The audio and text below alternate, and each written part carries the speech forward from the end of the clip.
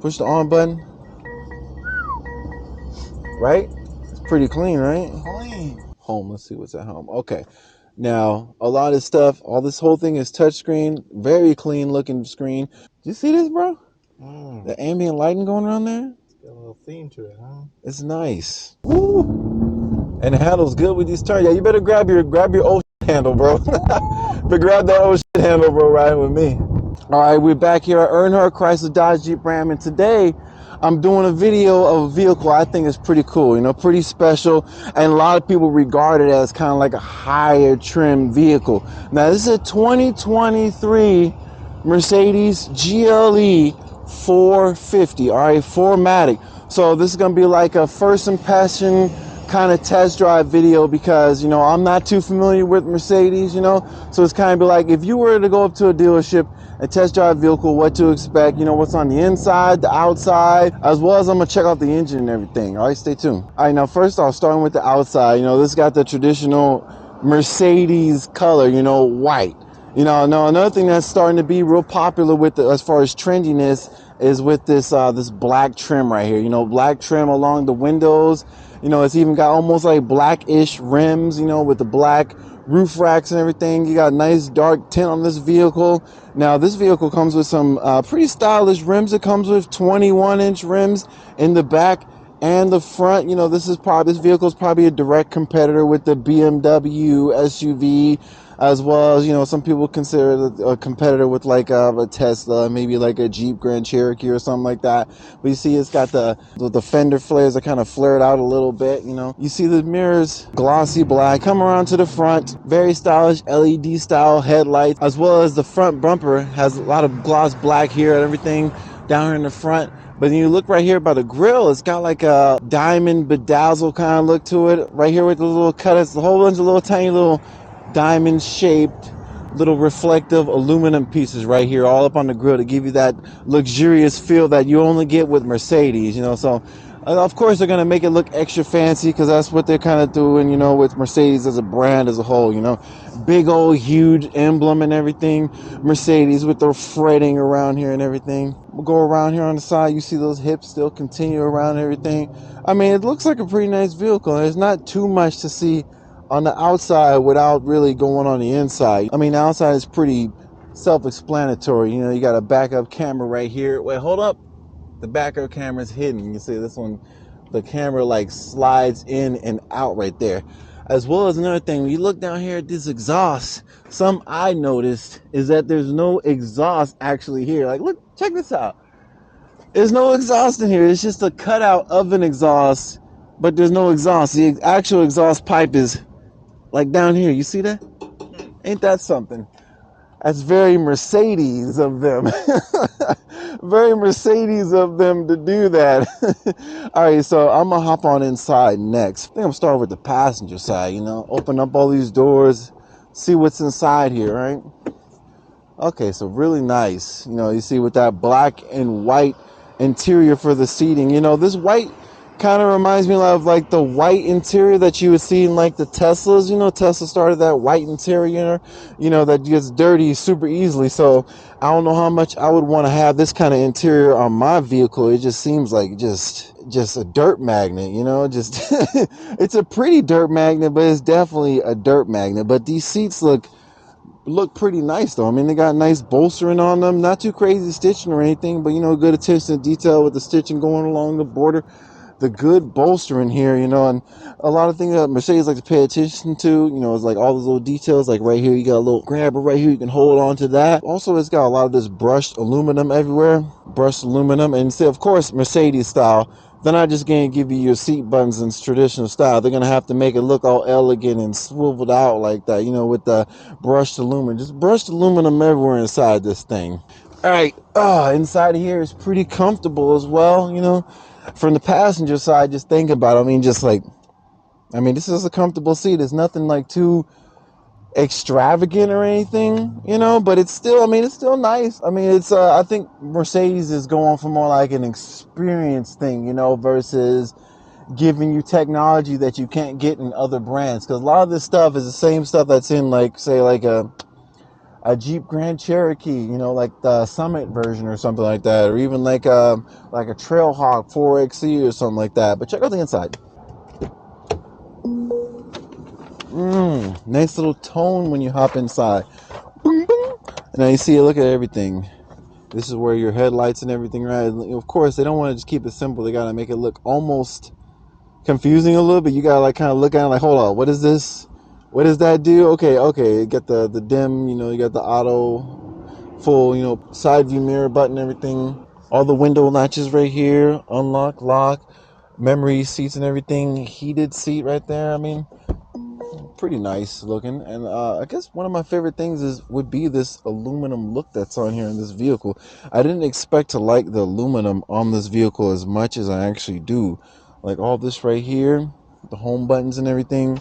You know, climate control right here, the two big old screens right here. Now, don't confuse these two big screens as one big screen. It's actually two individual screens. You can kind of see the outline there, one screen there, and then the other screen there, the mirror, and then of course the sunshade. I'm going to explore the features of this vehicle as far as all this stuff a little bit more in depth in a little bit, but right now I'm going to finish checking out the rest of the seats and stuff, see what the back seats like, see what the trunk's like. Inside here, decent amount of space. I was just sitting in the front seat, and for me being 6 feet tall, I had that seat, you know, standard, you know, I had plenty of space, comfortable, plenty of leg room and everything, and sitting behind myself, I still got like even more space.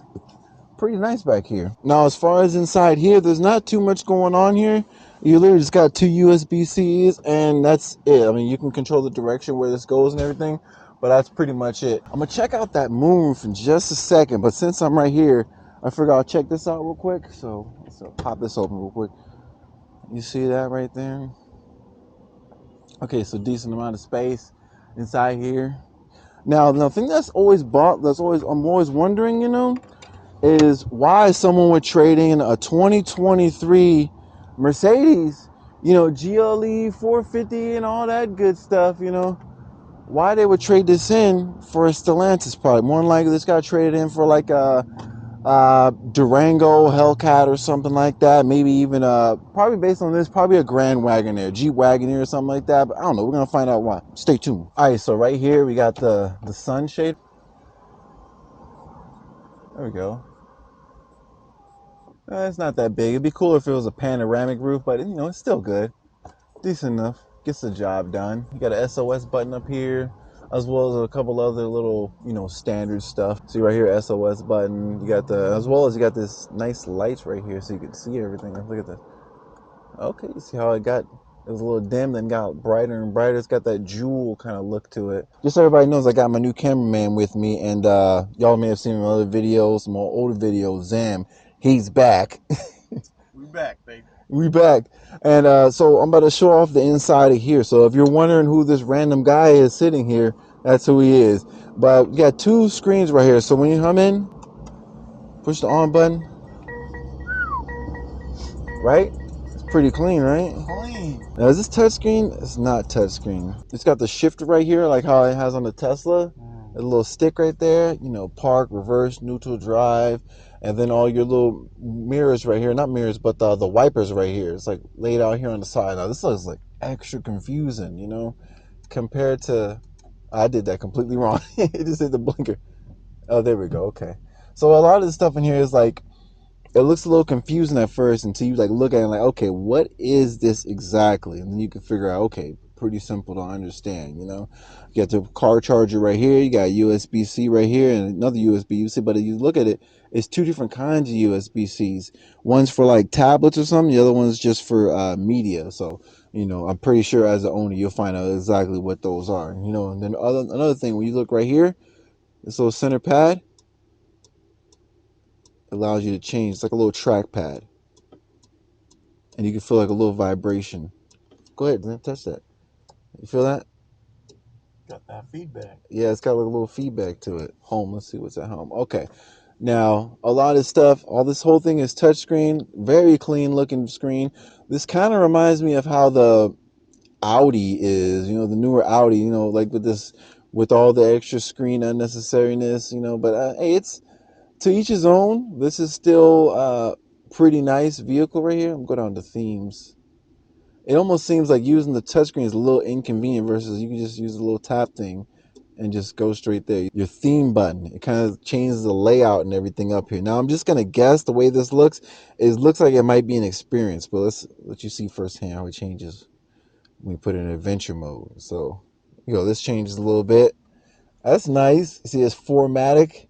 I mean, of course, four-wheel drive. I believe this is like a hybrid one. Can you see power, EQ, charge right there? And then right here, you can see like the angle of the vehicle and stuff like that.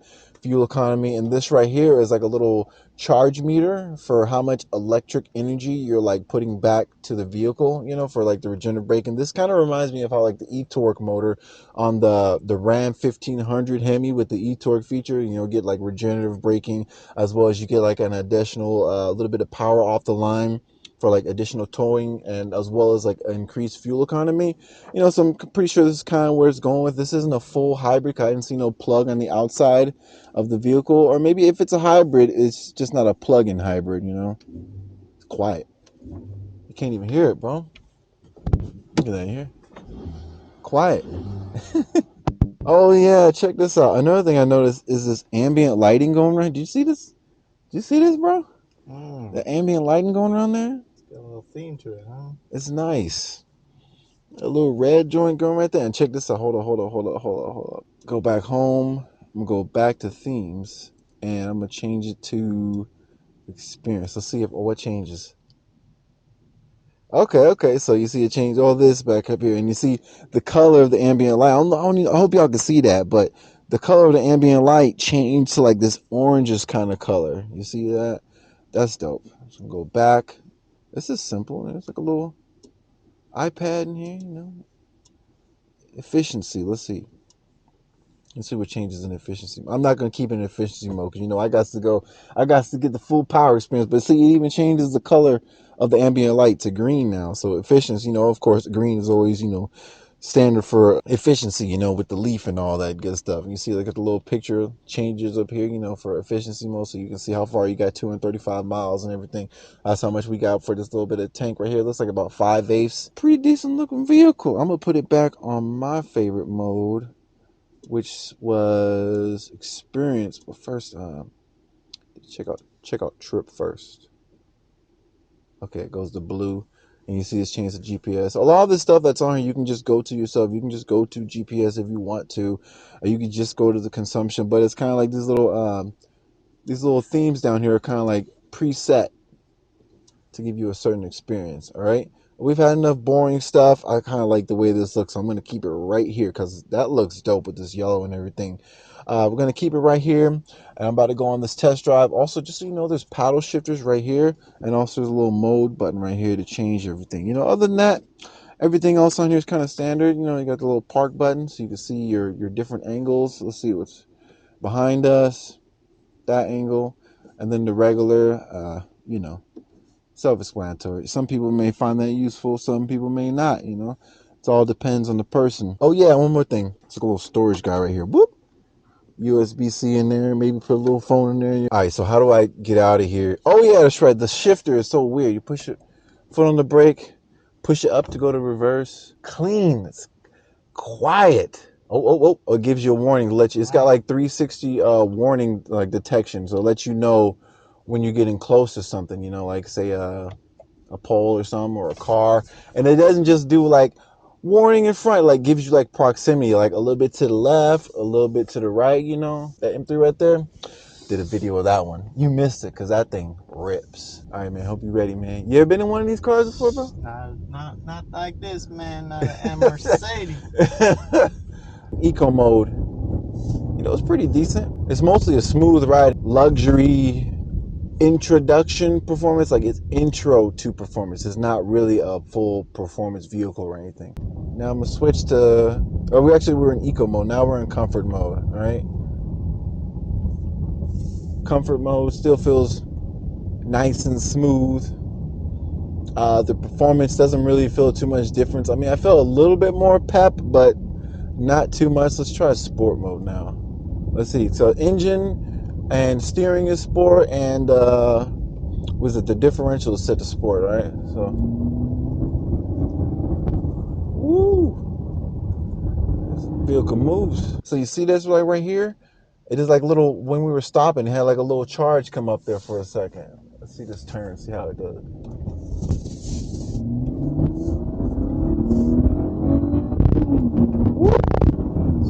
Oh, I feel that all-wheel drive hit too, bro. Woo! Yeah, you can definitely feel that all-wheel drive because you hit like the little divots in the road, and like you feel the trend, like you feel the differential like correcting itself. Like, nope, we're gonna go this way.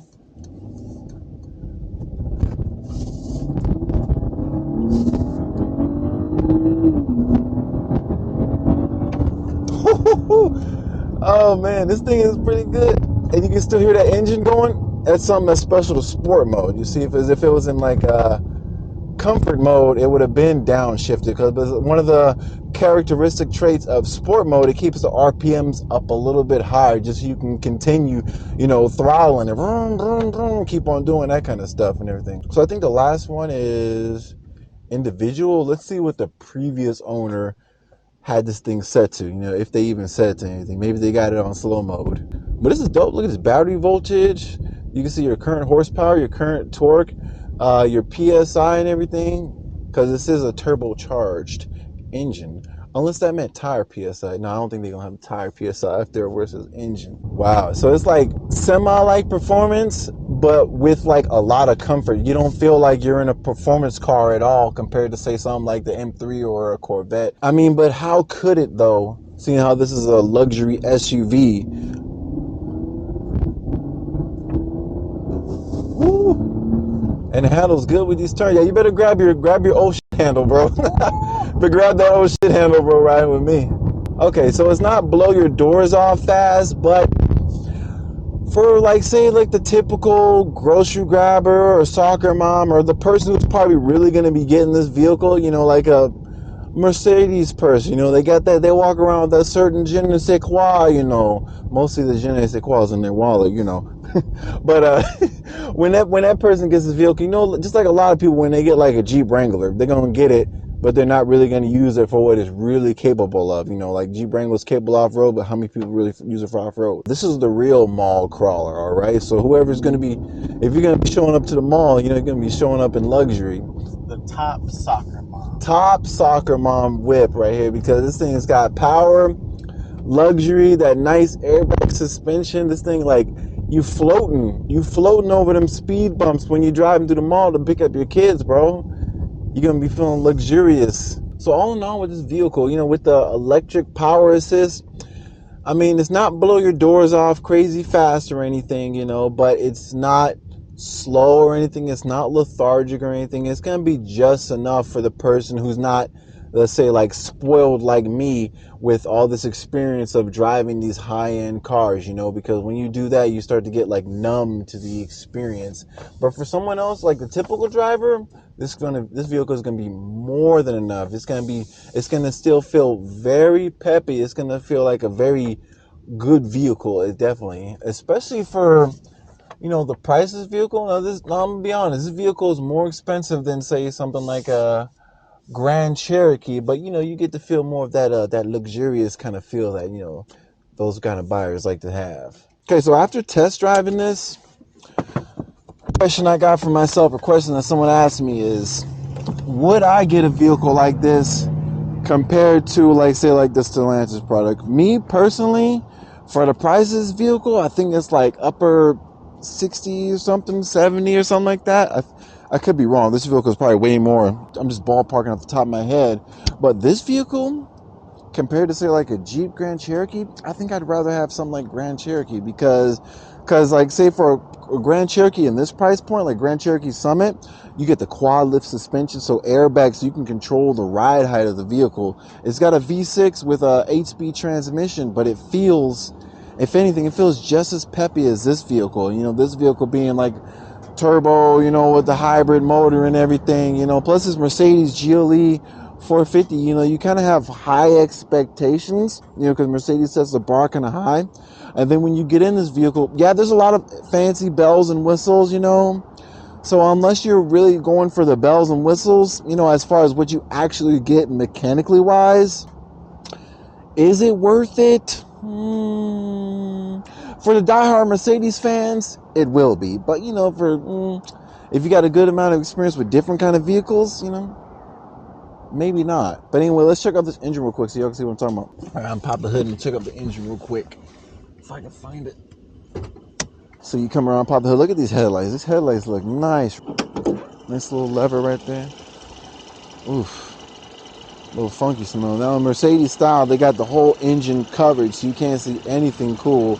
All you see is 6 cylinders right here. And for anybody who's wondering, I'm gonna put the specs up on the screen right now so you can see how much horsepower and torque and all that good stuff. You look right here, it's kind of got like a, what is this, like a fiberglass kind of thing looking right here, I guess, to protect it. Heat shield. You look in here, you got a bunch of fuses and wires and stuff right here. Fuses and wires again. Looks like a battery terminals right here. I'm not sure exactly where the battery actual location's at, you know. But, you know, very Mercedes style. You can't have access to nothing. All right, so this has been Slay Edge Media. I hope you guys enjoyed the video. I hope you learned something. And also, like I said, this is just a first impression experience, what you're going to be going through if you went to the Mercedes dealership to test drive a vehicle like this. Because like I said, this is a 2023. So for a lot of Mercedes dealerships, this vehicle is still on the lot. Brand new, 0 miles, or maybe, you know, 10, 15 or whatever. Shout out to Zam, new camera guy right there. You're going to be seeing a little bit more of him in the future. But anyways, I'll catch you guys in the next one. Peace.